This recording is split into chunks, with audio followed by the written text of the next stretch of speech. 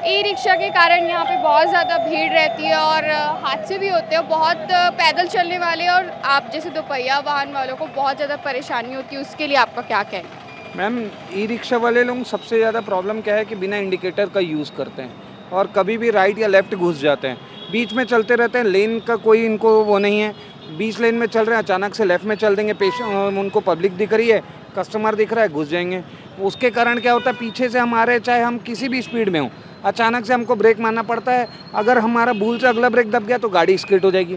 मेरा एक्सीडेंट हुआ e rickshaw के वाले के कारण, मेरा लिगामेंट ब्रेकेज हो गया उसके कारण। बहुत ज़्यादा प्रॉब्लम। फीमेल्स जो चलती हैं उनको ज़्यादा प्रॉब्लम होता है। तो ई रिक्शा वालों के लिए या तो लेन डिसिप्लिन बनाना चाहिए, अलग से एक लेन बनाना चाहिए, जैसे बीटीआरसी की लेन बनती है मेट्रोज़ में।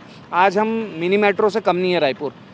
हमारे यहाँ तो बसेस का भी कोई कंट्रोल नहीं है। जो हमारे यहाँ सिटी बसेस चलती हैं, अचानक से वो स्पीड में सिग्नल जंप करके भी निकल जाती हैं। सेम इनका भी तरीका है। ई रिक्शा चलाने वाले नशे में घूमते हैं, उनको तो अलग ही कहानी है। आधे नशे में लेफ्ट मार लो, रॉन्ग साइड घूम लो, कोई मतलब ही नहीं है। तो बाकी आप लोग मीडिया वाले हैं, आप लोग मैसेज पहुंचा सकते हैं। Thank you.